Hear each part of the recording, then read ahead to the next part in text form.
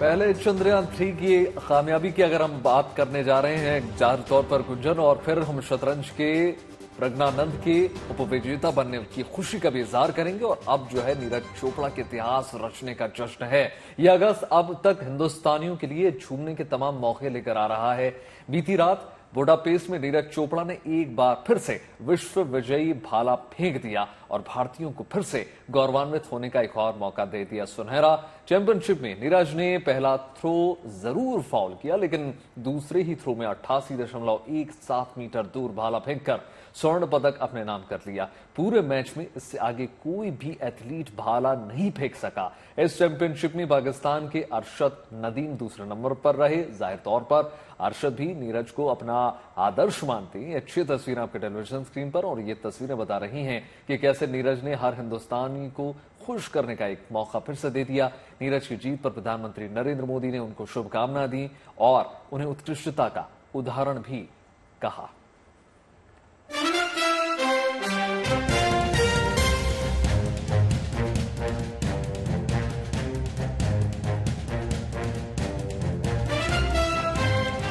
World athletics championship में नीरज चोपड़ा ने जैसे ही 88.7 मीटर दूर भाला फेंककर गोल्ड अपने नाम किया, पूरा हिंदुस्तान खुशी से झूम उठा। खासकर कि नीरज के घर वालों, दोस्तों और उनके रिश्तेदारों की खुशी का तो ठिकाना ही नहीं रहा।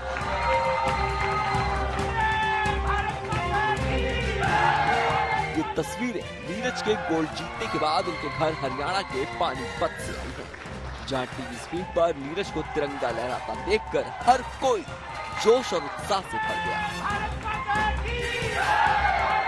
सभी ने भारत माता की जय के नारे लगाकर इस ऐतिहासिक लम्हे को धूमधाम से सेलिब्रेट किया। नीरज की इसी उपलब्धि पर वहां मौजूद तमाम लोगों ने एक दूसरे को लड्डू खिलाकर मुंह मीठा करवाया। नीरज के इस मेडल के साथ जो है भारत माता की जय, नीरज चोपड़ा के गोल्ड मेडल के लिए बधाइयां जो गले मिल रहे हैं नीरज चोपड़ा के चाचा और नीरज चोपड़ा के पिताजी। आप देख सकते हैं साफ साफ तस्वीरों में कि किस तरह से नीरज चोपड़ा के इस ऐतिहासिक गोल्ड मेडल के लिए यहाँ पर बधाइयों का जो सिलसिला है वो शुरू हो चुका है। यहाँ पर भारत माता की जय के नारे लगाए जा रहे हैं और यहाँ नीरज चोपड़ा के घर के एक एक लोग जो है इस मेडल को सेलिब्रेट कर रहे हैं। वर्ल्ड एथलेटिक्स चैंपियनशिप 2023 की ये प्रतियोगिता हंगरी के बुडापेस्ट में हुई, जहां नीरज ने पहले थ्रो जरूर फाउल किया था, लेकिन दूसरे ही थ्रो में उन्होंने 88.17 मीटर दूर भाला फेंककर गोल्ड अपने नाम कर लिया। पूरे मैच में इससे आगे कोई भी एथलीट भाला नहीं फेंक पाया।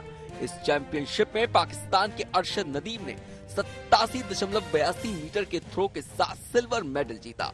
बड़ी बात यह है कि ये चैंपियनशिप 1983 से हो रही है और पहली बार किसी भारतीय एथलीट ने गोल्ड मेडल अपने नाम किया है। पहले हमारे एथलीट जैसे मतलब रेसलिंग में या मतलब कबड्डी में इन चीजों में थे, लेकिन जेवलिन में आज तक अपना कोई एथलीट आगे बढ़ के आया नहीं था। और जैसे कि इसका मतलब एक शुरू से इसको एक टीम मिली है, जो इसके कोच थे, जो स्टार्टिंग में इसके साथ जिन्होंने दिया, उनका इसमें बहुत ही अहम रोल है। और आगे आने वाले टाइम में इसको जैसे कोच मिलते रहे, फिजियो इसको बढ़िया मिला, तो उसी के अनुरूप ये मतलब बढ़िया परफॉर्म करता गया और आज देश का मान बढ़ाने में काम आया।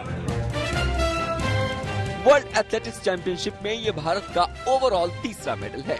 पिछले सीजन में नीरज ने सिल्वर जीता था, मगर इस बार भारत के गोल्डन बॉय नीरज चोपड़ा मौका नहीं चूके और उन्होंने गोल्ड दिलाकर 140 करोड़ हिंदुस्तानियों को गर्व करने का मौका दिया है।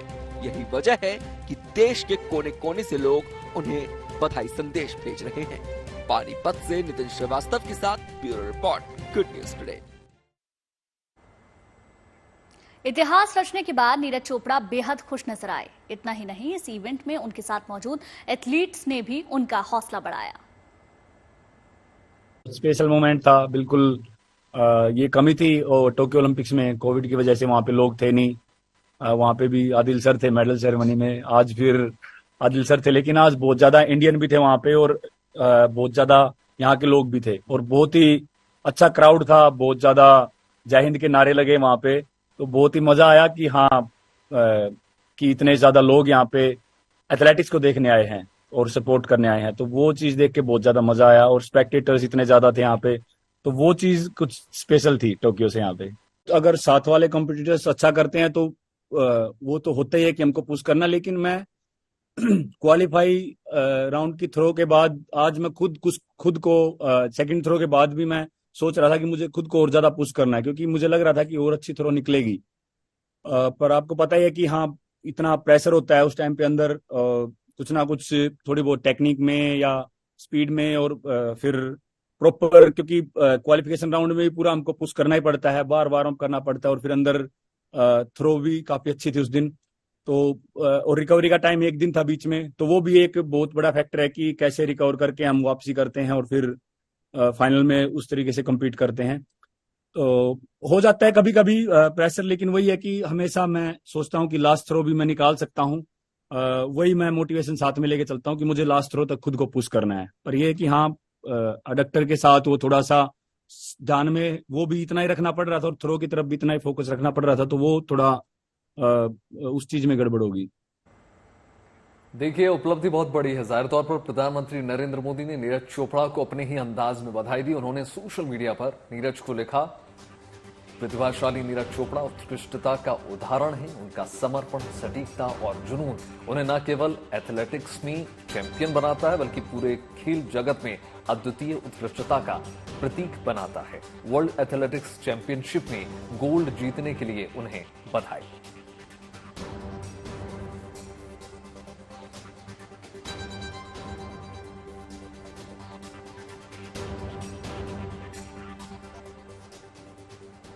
और चलिए अब बात उस भरोसे की जो आपने हम पर जताया है। प्रतिष्ठित ENBA अवार्ड में इंडिया टुडे ग्रुप ने बाजी मारी है। इस अवार्ड में GNT को 6 अवार्ड्स मिले हैं। गुड न्यूज टुडे ने ENBA अवार्ड में 2 गोल्ड, 3 सिल्वर और 1 ब्रॉन्ज सहित कुल मिलाकर 6 अवार्ड्स को अपने नाम किया। वायरल खबरों की पड़ताल करने वाले शो फैक्ट चेक के लिए GNT को channel of the year special gold award मिला। GNT स्पेशल ने best early prime time show category में एनबा का सिल्वर अवार्ड हासिल किया। हमारे शो देश की बात ने 2 कैटेगरी में अवार्ड हासिल किया है। प्राइम टाइम और सोशल कॉज के सेक्शन में प्रोग्राम ने एनबा का सिल्वर अवार्ड हासिल किया।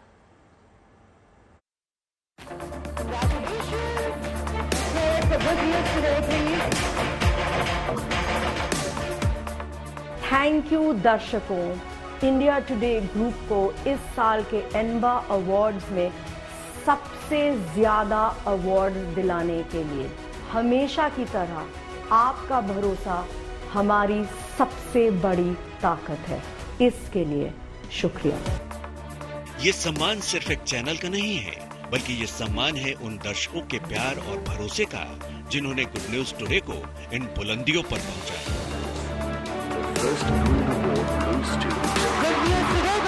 बेहद कम वक्त में दर्शकों के बीच अपनी छाप छोड़ने वाले good news today ENBA awards में छाया रहा और उसने अलग अलग कैटेगरी में 6 अवार्ड जीते, जिनमें 2 गोल्ड, 3 सिल्वर और 1 ब्रॉन्ज समेत 6 अवार्ड्स शामिल हैं।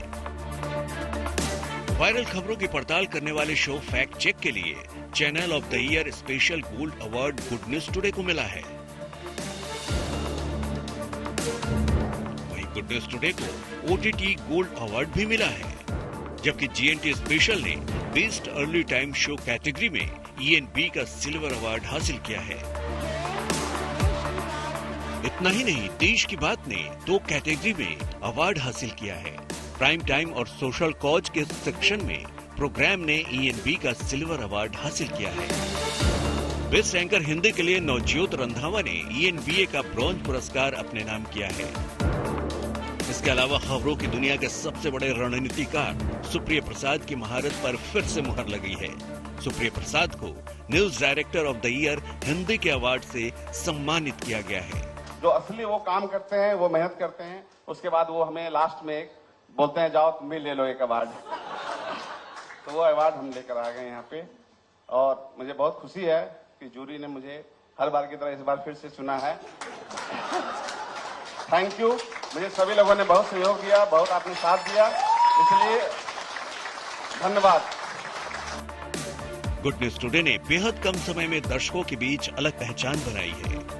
हमारा मकसद खबरों की दुनिया की भागम भाग से अलग हटकर कुछ शांति और सुकून से भरे ऐसे समाचार पेश करना है जो मीडिया में समाज और देश के भरोसे को कायम रखते हैं। हमारे इसी प्रयास को NBA अवार्ड्स में सराहा गया। Bureau report, good news today. और बात दिल्ली में होने वाले G20 सम्मेलन की कर ली जाए। 9 और 10 सितंबर को वो तारीख है जब दुनिया के 20 सबसे ताकतवर जो मुल्क हैं उनके राष्ट्राध्यक्ष भारत में जुटेंगे। ये सभी विदेशी मेहमान भारत की अध्यक्षता में हो रहे G20 समिट में शिरकत करेंगे। इसके लिए राजधानी दिल्ली को सजाया संवारा जा रहा है। देखिए,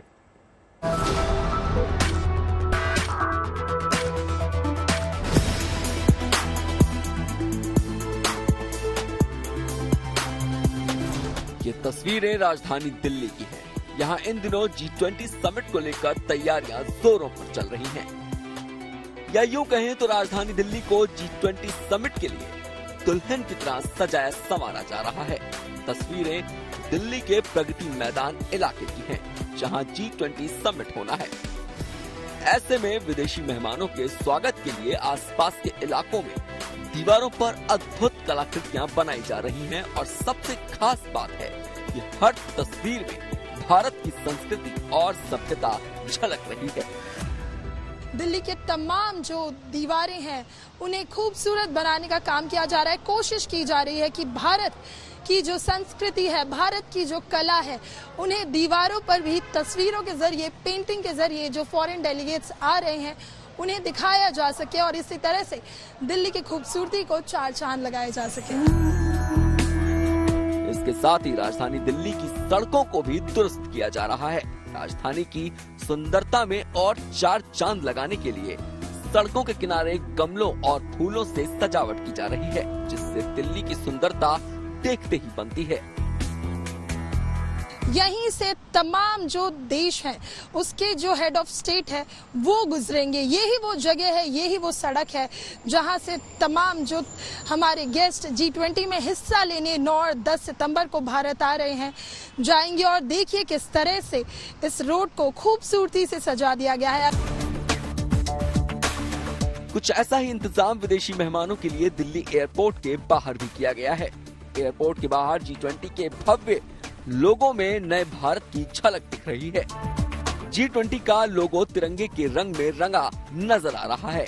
साथ ही भारत के डिजाइन किए इस लोगो में वसुधैव कुटुंबकम का संदेश भी साफ तौर पर देखा जा सकता है। बहुत ज्यादा सारा एरिया क्लीन हो गया है, ग्रीन हो गया है और जहां जहां पर फुटपाथ टूटे हुए थे, रोड खराब थी, उन सबको रिपेयर कर दिया गया है। रोड पर पेंट्स का काम चल रहा है। आपने देखा कि बहुत जगहों पर फाउंटेन्स लगाए गए हैं, स्टैचूज लगाई गई हैं। आपको बता दें कि 9 और 10 सितंबर को दिल्ली में G20 समिट का आयोजन होने जा रहा है और इस समिट में G20 देशों के राष्ट्रीय अध्यक्ष शिरकत करने के लिए भारत आएंगे। साथ ही कई दूसरे देशों से आए विदेशी मेहमान भी दुनिया भर में भारत की बढ़ती साख के साक्षी बनेंगे। कुल मिलाकर राजधानी दिल्ली विदेशी मेहमानों की आगवानी के लिए पूरी तरह से तैयार है। मीटिंग्स के बाद दिल्ली को अब इस कदर खूबसूरत बनाया जा रहा है मानो दिल्ली किसी दुल्हन की तरह हो, क्योंकि G20 का जो फाइनल समिट है वो दिल्ली में होने वाला है। और इसी के साथ भारत ने इस साल G20 में जो अपना होस्ट किया था, तमाम मीटिंग्स की है, वो खत्म हो जाएगी इस समिट के साथ ही। तो आप तस्वीरों के जरिए देख पाए होंगे कि किस तरह से दिल्ली को खूबसूरत दुल्हन की तरह सजाया गया है। विजय शैलेंद्र के साथ नीतू झा, GNT दिल्ली। और अब बात चंद्रयान 3 की। चंद्रमा की सतह पर चंद्रयान 3 का थर्मोमीटर ऑन हो गया है और चांद की सतह पर तापमान को लेकर बड़ा खुलासा हुआ है। विक्रम लैंडर में मौजूद पोलेड चाफ्टे ने चांद की सतह के तापमान को लेकर इसरो को एक रिपोर्ट भेजी है, जिससे पता चलता है कि चांद पर कहीं पर गर्मी बहुत ज्यादा है तो कहीं पर भीषण सर्दी है। देखिए हमारी ये खास रिपोर्ट।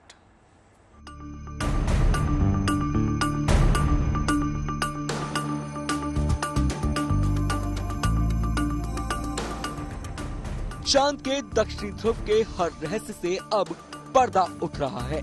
जिससे दुनिया अब तक अनजान थी, लेकिन अब हिंदुस्तान चांद की वास्तविक स्थिति से पूरी दुनिया को रूबरू करवा रहा है।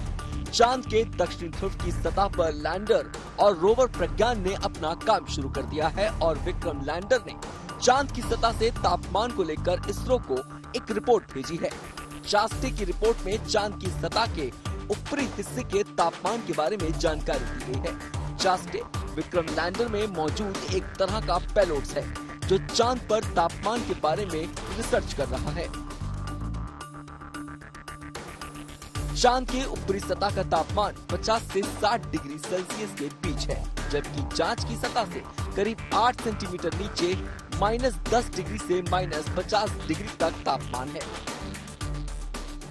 चंद्र की सतह पर लगभग 50-55 डिग्री सेंटीग्रेड जो टेम्परेचर है, तापमान महसूस किया गया है और उसके अलग अलग जो प्रोब है उसमें अलग अलग सेंसर लगे हुए हैं जो अंदर तक जमीन के अंदर जाके लगभग 8 से 10 सेंटीमीटर तक वो जा सकता है। तो 8 सेंटीमीटर तक के डेटा जो हमने लिए हैं उसके मुताबिक -50 डिग्री -10 डिग्री सेंटीग्रेड से लेके +50 डिग्री सेंटीग्रेड के अलग अलग डेटा 10 सेंसरों ने कलेक्ट किए। यानी कि चांद की सतह ऐसी है कि ऊपरी हिस्से पर आपको गर्मी महसूस होगी, लेकिन जैसे जैसे आप सतह के नीचे जाएंगे आपको चांद पर ठंड का एहसास होने लगेगा और तापमान कम होता चला जाएगा, जो कि -100 डिग्री तक भी जा सकता है। विक्रम लैंडर में मौजूद चारों पेलोड्स फिलहाल ठीक तरीके से काम कर रहे हैं। इनमें से एक है रंभा, जिसका काम चांद की सतह पर सूरज से आने वाले प्लाज्मा कणों के घनत्व, मात्रा और बदलाव की जांच का है, जबकि चास्टे चांद की सतह पर गर्मी यानी तापमान की जांच कर रहा है। वहीं इल्सा लैंडिंग साइट के आसपास भूकंप से जुड़ी गतिविधियों के बारे में पता लगा रहा है। इसके साथ ही चौथा payload laser retro reflector array चांद के डायनेमिक्स के बारे में अध्ययन कर रहा है। 4 जो लैंडर के जो इंस्ट्रूमेंट है वो और दोनों रोवर पेलोड कार्यरत है अपना डेटा कलेक्ट करने में, और कुछ दिक्कतें जो हमको विजिबिलिटी के कारण आ रही है उसका सामना करते हुए उसका सॉल्यूशन निकालते हुए हम प्रयत्न कर रहे हैं कि ज़्यादा से ज़्यादा डेटा पृथ्वी पे लाया जाए। विक्रम लैंडर और प्रज्ञान रोवर की जोड़ी चांद के दक्षिणी ध्रुव पर कमाल कर रही है। लैंडर में लगे चारों पेलोड्स बखूबी अपना काम कर रहे हैं और चांद की सतह से एक एक डेटा इसरो तक पहुंचा रहे हैं, जो दक्षिणी ध्रुव से जुड़ी रिसर्च को आगे बढ़ाने में मददगार साबित होंगे। Bureau report, good news today. आज सावन का 8वां और आखिरी सोमवार है। आज प्रदोष व्रत भी रखा जाता है और यही वजह है कि आज कई शुभ संयोग बन रहे हैं। सुबह से ही देश भर के तमाम शिवालयों में जलाभिषेक के लिए बड़ी संख्या में श्रद्धालु पहुंच रहे हैं। इस मौके पर उज्जैन के महाकाल मंदिर में महाकाल का विशेष श्रृंगार हुआ, अभिषेक किया गया, फिर महाकाल का श्रृंगार किया गया, फिर महादेव की भव्य आरती भी हुई। इस दौरान बड़ी संख्या में श्रद्धालु वहां पर पहुंच रहे हैं। इसी तरह प्रयागराज के अगर हम मनकामेश्वर मंदिर की बात करें तो यहां भी देखिए आप जलाभिषेक के लिए तमाम भक्त पहुंच रहे हैं। दिल्ली के चांदनी चौक स्थित गौरी शंकर मंदिर में भी सुबह से ही भक्तों का लंबा आपको कतारें नजर आ जाएंगी। ये तस्वीरें बता रही हैं कि सावन के सोमवार पर किस कदर मंदिरों में आस्था का जन सैलाब उमड़ पड़ा है। चूंकि इस बार सावन 2 महीने का रहा, ऐसे में भक्तों को बहुत मौके मिले भोले बाबा को प्रसन्न करने की। उसी की तमाम तस्वीरें आप देख रहे हैं और आज जो है विशेष दिन है क्योंकि आज सावन का आखिरी यानी 8वां सोमवार।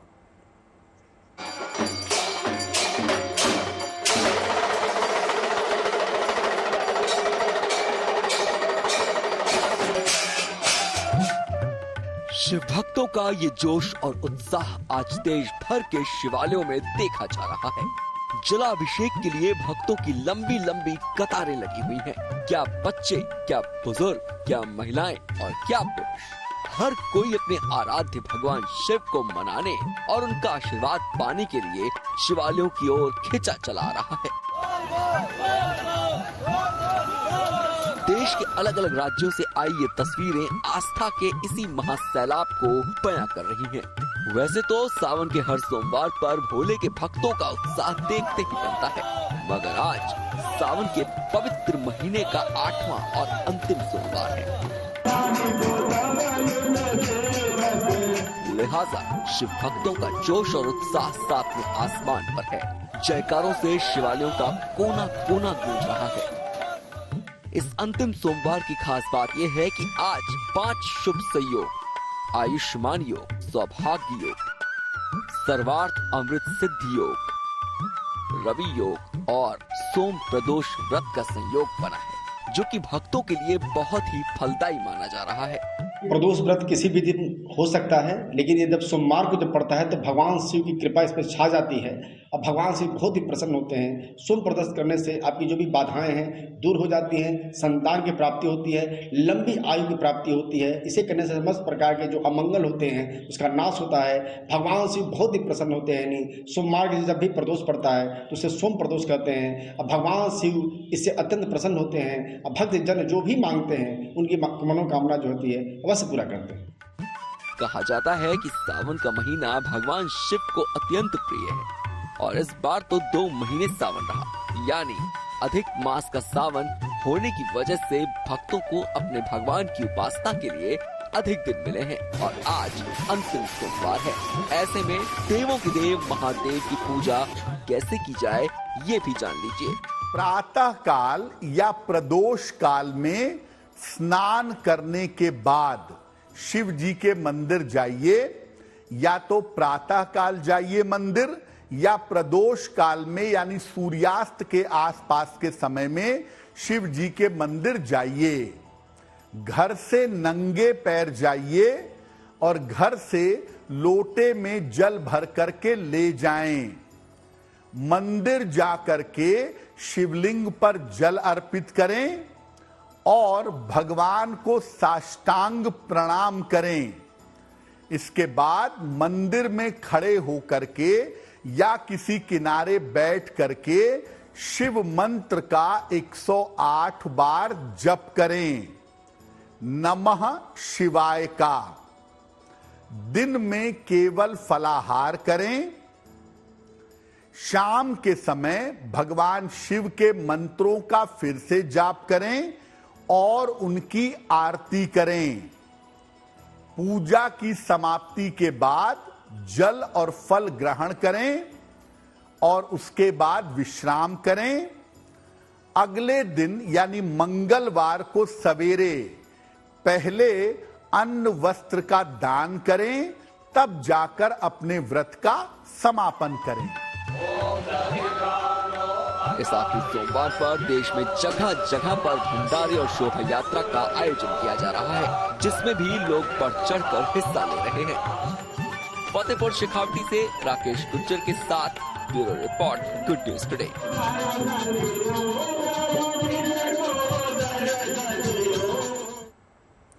सावन के आखिरी सोमवार के मौके पर मंदिरों में भारी भीड़ उमड़ रही है। उज्जैन के महाकाल मंदिर में भगवान महाकाल का अभिषेक हुआ। दूध, दही, घी, शहद और शक्कर से भगवान का अभिषेक किया गया। ये उसी दौरान की तस्वीरें हम आपको दिखा रहे हैं जब सावन के आखिरी सोमवार पर महाकाल मंदिर में भक्तों की भारी भीड़ जुटी और इन सबके बीच में अभिषेक किया गया।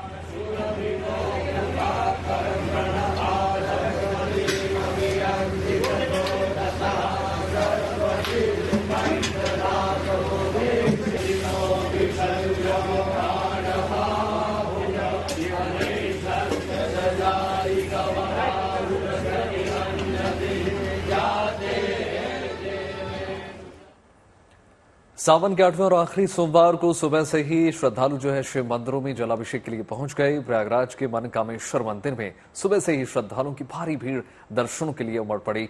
दर्शन करने आए श्रद्धालु भोलेनाथ को प्रसन्न करने के लिए दूध, बेलपत्र, धतूरा और फूल लेकर अपनी बारी का इंतजार करते हुए नजर आए। अपने आप में ये अनोखा शिवलिंग है। इसके श्रृंगार का सिलसिला सुबह से ही जारी है और भगवान को प्रसन्न करने का जो एक कोशिश है भक्तों की, वो लगातार जारी है। इसी की तस्वीरें आप इस वक्त देख रहे हैं। देश के तमाम शिवालयों से कुछ ऐसी ही तस्वीरें निकल कर आ रही हैं, चाहे उज्जैन हो या फिर देश के अलग अलग ज्योतिर्लिंग। सावन का महीना चल रहा है और सभी भक्त भगवान भोलेनाथ की भक्ति में लीन है। प्रयागराज का ये मनकामेश्वर मंदिर है। सावन के 8वें और आखिरी सोमवार पर आज भक्तों की भारी भीड़ यहाँ पर उमड़ी हुई है। सुबह से ही भक्त भगवान भोलेनाथ के दर्शनों के लिए यहाँ पर आए हुए हैं। ये कहा जाता है कि ये स्वयंभू शिवलिंग है और काम को भस्म करके भगवान भोलेनाथ यहाँ पर विराजमान हुए थे और जो भी मनोकामना सच्चे मन से जो भी श्रद्धालु मांगते हैं उनकी ये मनोकामना भगवान भोलेनाथ जरूर पूरी करते हैं। यहाँ पर ये कहा जाता है कि जो भी भगवान से आप मांगेंगे सावन के महीने में उनकी ये मनोकामना पूरी होगी। यहाँ धार्मिक दृष्टिकोण से ये आखिरी सोमवार बहुत ही महत्वपूर्ण है। उस दिन सावन माह का आखिरी सोमवार होने के साथ प्रदोष व्रत भी है। इस दिन सर्वार्थ सिद्ध पुष्कर योग भी रहेगा, जिस शिव पूजा और जलाभिषेक से 3 गुना फल श्रद्धालुओं को मिलेगा। श्रवणवास में भीड़ को देखते हुए सुरक्षा व्यवस्था के भी पुख्ता इंतजाम किए गए हैं। तो प्रयागराज का ये मनकामेश्वर मंदिर है और सावन में जो भी श्रद्धालु सच्चे मन से यहाँ पर अपनी जो भी मनोकामना लेकर के आता है भगवान भोलेनाथ उनकी मनोकामना पूरी जरूर करते हैं। Pankaj Srivastava, Prayagraj, good news today. वहीं दिल्ली के चांदनी चौक में स्थित गौरी शंकर मंदिर में भी सुबह से ही भक्तों के पहुंचने का सिलसिला जारी है। भगवान शंकर को जल चढ़ाने के लिए शिव मंदिर भक्त पहुंच रहे हैं। गौरी शंकर मंदिर दिल्ली के प्राचीन शिव मंदिरों में से एक है। लाल किले के ठीक सामने गौरी शंकर मंदिर है और वहां पर भी आस्था का सैलाब देखने को मिल रहा है।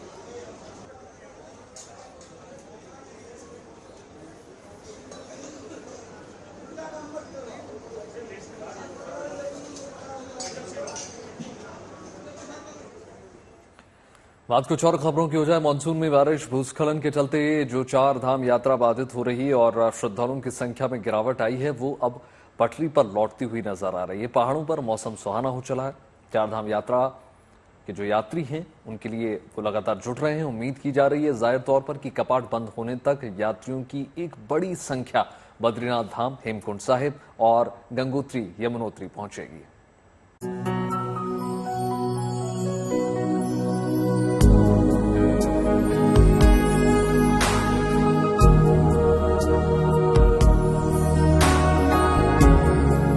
उत्तराखंड में मानसून ने राहत ली तो 4 धाम यात्रा भी रफ्तार पकड़ने लगी। एक तरफ जहां बारिश, भूस्खलन के चलते 4 धाम यात्रा बाधित हो रही थी तो श्रद्धालुओं की संख्या में भी गिरावट आ रही थी।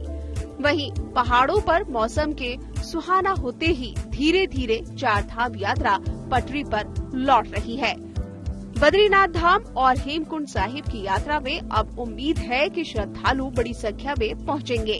इसी तरह उत्तरकाशी में गंगोत्री और यमुनोत्री धाम में भी मानसून सीजन में श्रद्धालुओं की संख्या में जो कमी आई थी उसकी पूर्ति होने की उम्मीद नजर आ रही है।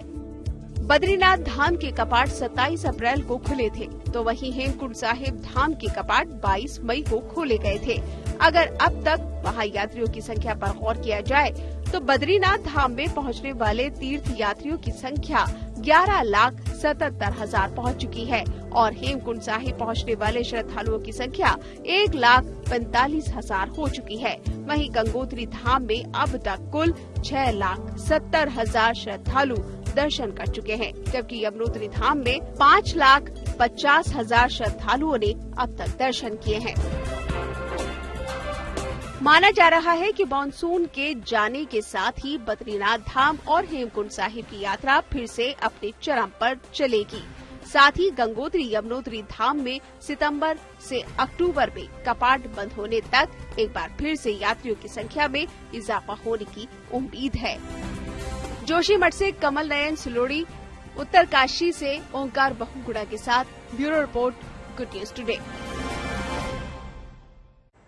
द ग्रेट खली ने अपना 51वां जन्मदिन मनाया। इस मौके पर उन्होंने हरियाणा के करनाल में अपने ढाबे अपने परिवार के साथ केक काटा। इस दौरान बड़ी संख्या में खली के चाहने वाले भी वहां मौजूद रहे। कई फैंस उनके साथ फोटो खिंचवाते भी नजर आए। इतना ही नहीं, खली के जन्मदिन पर वहां रेसलर्स के बीच फाइट भी हुई। रेसलर्स की फाइट को देखकर पब्लिक काफी खुश हुई।